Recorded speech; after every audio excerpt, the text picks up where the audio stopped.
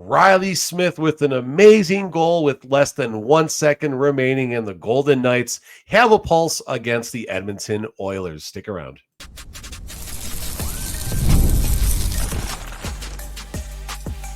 You're Locked On Golden Knights, your daily podcast on the Vegas Golden Knights, part of the Locked On Podcast Network, your team every day.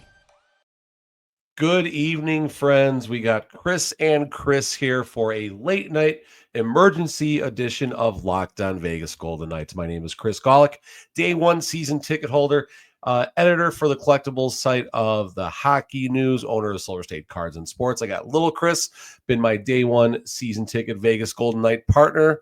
And what a game, what a game. We'll get to that shortly. Besides an epic thriller of a game, a couple other topics to discuss. Mark Stone leaves the game injured, did not return in the second period, and we'll discuss if the Golden Knights can now rally to get back in the series. So, Chris, that was fun, huh? Nerve-wracking. I'd honestly say more nerve-wracking than fun, but when that last goal being reviewed, I felt honestly an emotion I've never felt before while watching. Describe that emotion. What'd you feel? An emotion you never felt. Basically, you watched this team raise the Stanley Cup 2 years ago. All right, so basically, it's going to take a while. Keep it quick. Nervous, confused. Where's the replay? There you go. When is that goalie interference? The goalie was interference. Is this goal not going to be allowed? I have so many questions. All right, deep breath. So again, listen, Golden Knight fans, and again, welcome to the Edmonton fans. They're going to check this out as well. We're not here to dump on the Oilers. They had a really good game. This is not a show that's going to be narking on the Oilers or anything like that. Just the opposite. We're very complimentary of the Oilers, their fan base, and the brand of hockey that they play. But this is definitely a portrayal here of what a lot of the Vegas Golden Knight fans felt. At the end of the game, no idea what happens. You see Reilly Smith kind of pointing, the cameras cut away, and then all of a sudden they show the Golden Knights celebrating. And everything Chris just explained a second ago happened to me. So let's cover the game and how we got to where we did. Corey Perry with a pair of goals early in the game. The 39-year-old, I think they said he is the third oldest player in NHL history to pot 2 goals in a single period. Remarkable watching what Corey Perry does. Dude is he's not stopping anytime soon. And has to be Nicholas Waugh scoring the first goal. Oh, to be a fly on the wall in was it Rogers Place, Rogers Arena, whichever one is. Forgive me, I don't know the name of it offhand. Oilers fans. It's Place. Rogers Place. There you go. Chris knows better than I do. In Rogers Place, just to hear Nicholas Waugh's name announced. I don't know. I don't think he should have been out there, but I'm not a part of NHL player safety, so we're going to move on from that. Reilly Smith scores an amazing goal. Basically turns a 1-on-3 and ties the game. It was a span of, I think, 54 or 58 seconds. Second period, the game slowed down. This was a really good period by the Vegas Golden Knights. William Karlsson has a nifty given goal with Noah Hannafin, and all of a sudden it looks like the Golden Knights might have had their big moments. That looked like it was going to be the game-winning goal. And then, McDavid with the backbreaker to tie the game with 16 at 16:58, so just over 3 minutes remaining in the game. Goes off Braden McNabb's foot. Oh, man, that's so bad. So bad. It felt like the series ended right there for me. Chris, what do you think? How did you feel after McDavid scored that weird goal? Talk for a second. I'm thirsty. Honestly, the main thing I was feeling is, was game one going to be my last time T-Mobile Arena? Like I had that plus everything I blew up was earlier. So as season ticket members, you always wonder when the playoffs are here if it's going to be your last time in the arena. We were at game one. We could not make game two. Chris had a performance at his school that we really enjoyed. Unfortunately, we could not go to the game, and they lost them, and whatever. It's fine. I'm happy we didn't go. More fun watching Chris anyway. And then, of course, if the Oilers would have pulled off the sweep, that would have been painful and no more T-Mobile. So these are emotions that all of us do feel as fans. So, Chris, I guess, good job reminding us of that. But it's not going to be the last time we're in the arena because Reilly Smith officially at the 1959 marker. It was the hockey gods. It was the hockey gods, all right. Braden McNabb, the puck goes off his foot to give the Oilers the tie. I don't know which Oilers player it was, but it goes off their stick, goes off the camera behind the net. So that's why it looked like it popped in and out. I believe Nate Schmitz, Golden Knight fan, someone correct me if I'm off on this, but I believe Nate Schmitz scored a similar goal against the San Jose Sharks in round 1 of the Stanley Cup playoffs, or round 2 of the 2018 Stanley Cup playoffs, where it hit the post, hit the net, or hit the camera in the top and came straight out. So I think it was a very similar goal to that effect. But man, at that moment, oh man, it was just I don't know, Chris. What are you feeling right now, man? Like, how do you feel now? We've been able to unpack this for about the last 20 minutes or so. This game, I said overtime. I said 3-2.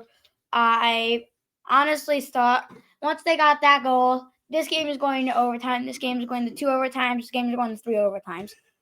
But I feel better now. I feel better that we at least have one more home game. One stat that I noticed is in the Minnesota Wild series, whoever got the first goal won the game. But in this series, whoever did not get the first goal did not win the game. So don't score the first goal, plain and simple, right? Hey, Chris, you know what? We both had the Golden Knights to win. Tony had the Oilers. High five, buddy. All right, there we go. All right. So some more news and notes about this game. Stuart Skinner, I thought was good, not great. So maybe I'll walk back a tweet I put out earlier in the day where Golden Knight fans rejoiced because Stuart Skinner was in the net and Calvin Pickard was out injured. Maybe I will walk that back a little bit because I thought both of the first 2 goals I believe Skinner gave up. I'm not going to say they were weak goals, but they're a type of goals where if your team's goalie lets those in, you're like, okay. Aiden Hill, the 3 goals he gave up going in reverse, the Braden McNabb goal, nothing's happened. Or off Braden McNabb's foot, McDavid goal, nothing's happened. No, whatever, that happens. The first 2 goals, Corey Perry's right on top of in perfect position to deflect the puck. And then the first goal, I'm drawing a blank on how it happened. Why am I drawing a blank? I got the dots right here. Let's go to the trusty dots and see exactly how this goal happened. All right, there we go here. Oh, Mark Stone turnover at the red line. McDavid comes in, then he's going to find Corey Perry, who's just going to skate in and have a wide open. Yeah, okay. I mean, Mark Stone turnover at the red line, you don't like to see that happen. You don't like to see anything, see that happen ever, but I mean, Aiden Hill did his job. He had the save, too. He had a tremendous save on McDavid in the last 3 or 4 minutes of the game. So Golden Knights dug deep in this one. We're going to hit Mark Stone a little bit harder in the second segment and what that might mean. But Braden McNabb, definitely not 100%. You saw the way he was skating out there. Didn't look good, but dude dug deep and found a way to get in the game and help the team.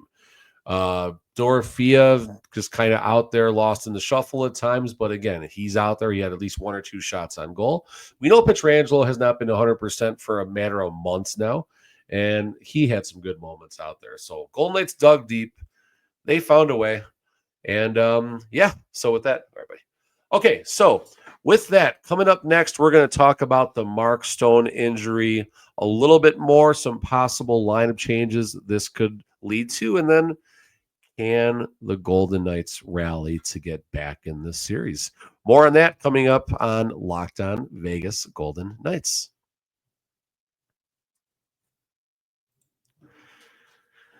Ever check your bank account and wonder, where did all my money go? Between dining out, online shopping, and entertainment, it is easy to lose track. That's where Monarch Money comes in.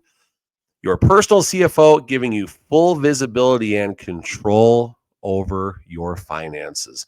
Monarch Money isn't just a budgeting app. It's a complete financial command center. You can track all your accounts, investments, and spending in one place, so you stop managing your money and start building your wealth.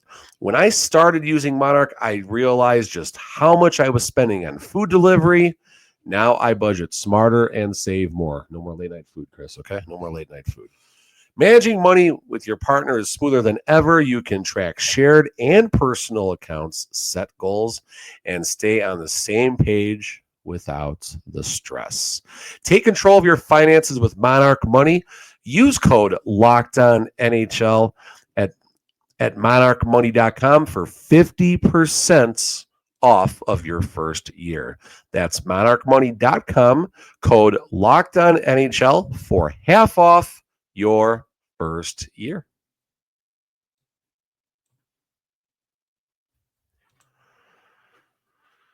Whew.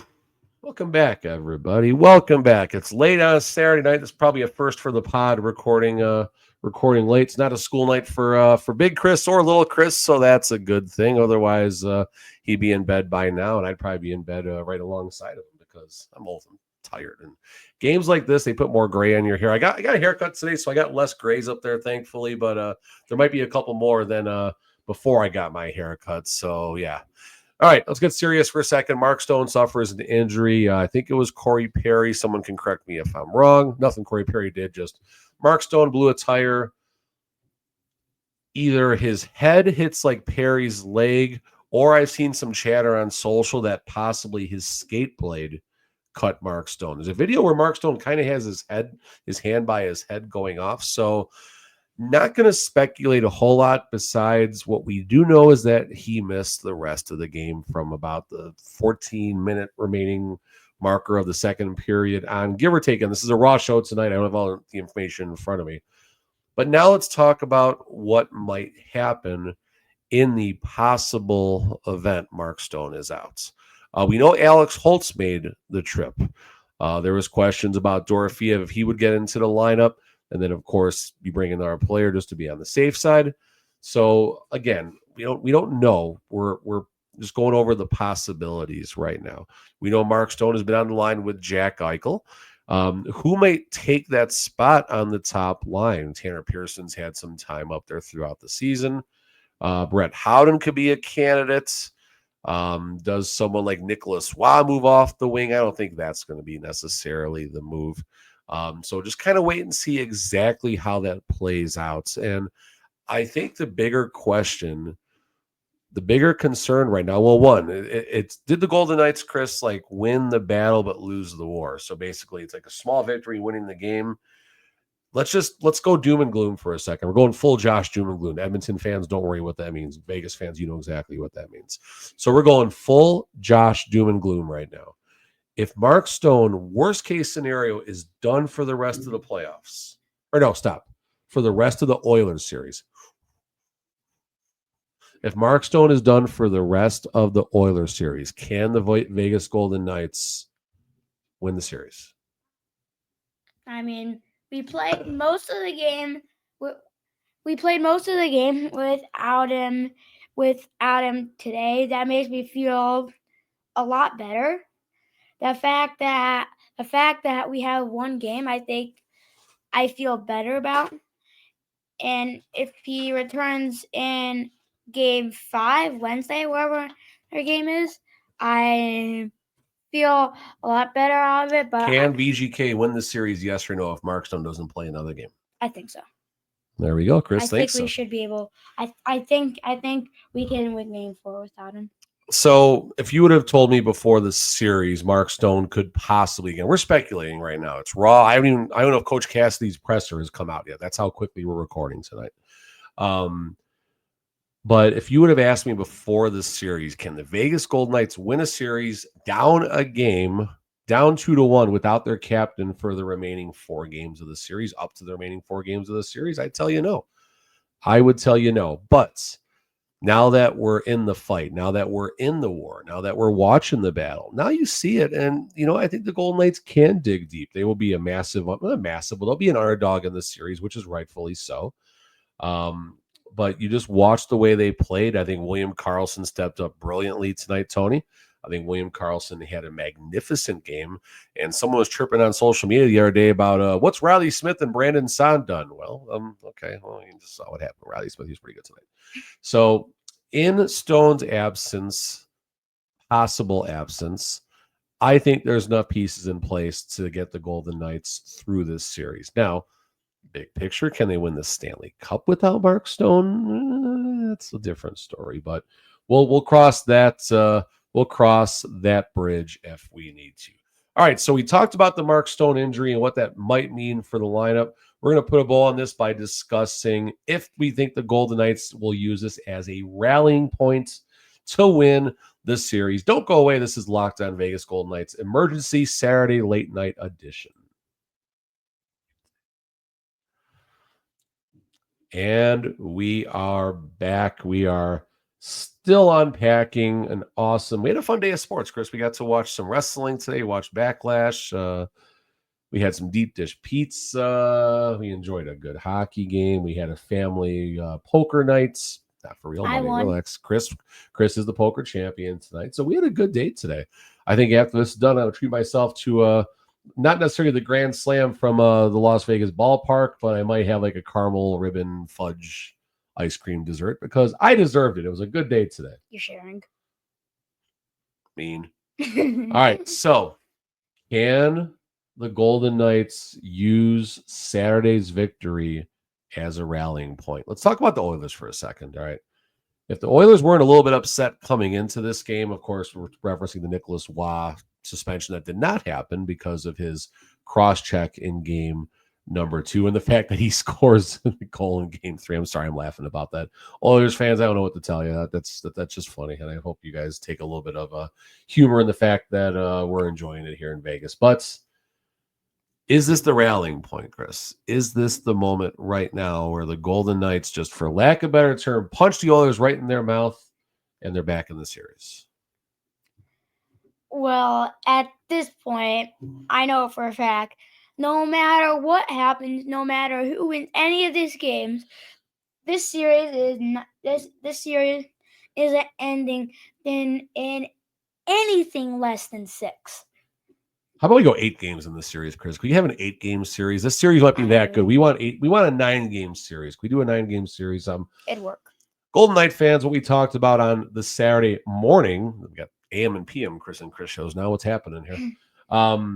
What we talked about was the fact that Golden Knight fans, a lot of people were nervous about the fact that Oilers were up 2-0, 1-2 games on the road. Golden Knights have only just 2 home games, if necessary, remaining in the series. Could they claw back into it?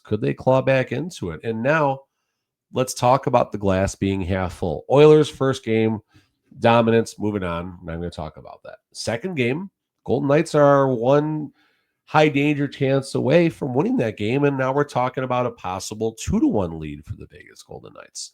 So with that, the topic of this segment, can VGK rally? That's what it says on the thing right there. That's what the intern put up. The answer is definitely yes. Tying together the last segment with Mark Stone, yeah, that's a concern. Of course, that's a major concern. If Stone's going to be out, which you leave a game midway through the second, don't come back, it's usually not a good sign for coming back in the next game or two. But this is still a rallying point, a rallying cry, if you will, for the Vegas Golden Knights. You saw depth scoring tonight. Reilly Smith, 2 goals. Nicholas Waugh, 1 goal. Reilly Smith? No, Reilly Smith got 2 of them, right? Oh. Let's see. I got my cheat sheet here. Oh, well, Tony, I wasn't even messing with you. William Karlsson had the go-ahead goal that wound up not being the go-ahead goal when McDavid scored. So Eichel is got 1 assist. Did he get 2 assists or just the 1 tonight? So Eichel gets just 1 assist. Stone is not on the score sheets. Dorofeev not on the score sheet. So a lot of the Golden Knights' big scores not on the score sheet. We were talking about depth versus depth early on. Well, now the Golden Knights' depth, here it is. Is this the resurgence of a 2/3 of the Misfits line with the return of William Karlsson and Reilly Smith dominating a game? They dominated this game, folks, and it was wonderful to see. Eichel did his defensive work against McDavid, didn't shut him down. No one's going to shut him down completely, but did a pretty good job. Chris, you have any final thoughts? Want to get that ice cream? That's it. That's what we got. Ice cream. Okay. All right, everybody. Listen. Fun day again. Oilers fans, if you're checking this out, hope you guys enjoyed the content. Golden Knight fans, I know you guys enjoyed the content. You guys definitely enjoyed the results. Probably more than the content, and that's okay. We got a series, folks. We have a series, which is exciting for Vegas, obviously. If this goes the other way, it's a doom and gloom. We're not even recording right now because I want to talk about being down 3-0. But we're excited. I'm excited. Chris is excited. I know the fan base is excited. I've been watching social notifications popping up, so I'm looking forward to getting on social media in a little bit and having a nice virtual celebration with y'all as the Golden Knights are back in this series for at least one game. Maybe we'll see. We'll see how long that lasts, but I think this is a good rallying point for the Golden Knights. All right, so remember, Monday through Friday is myself and Tony Dasco recording Locked On VGK, YouTube, and anywhere you catch your podcasts. And then on the weekends, we do some special editions. Every Saturday is the Chris and Chris show. That's a daytime show. And this is the nighttime edition of Chris and Chris, apparently, too. So it's playoff time. The Golden Knights are putting the work in. So is Locked On Vegas Golden Knights. All right, for myself, for Tony, for little Chris, well, thank you guys for checking out the show.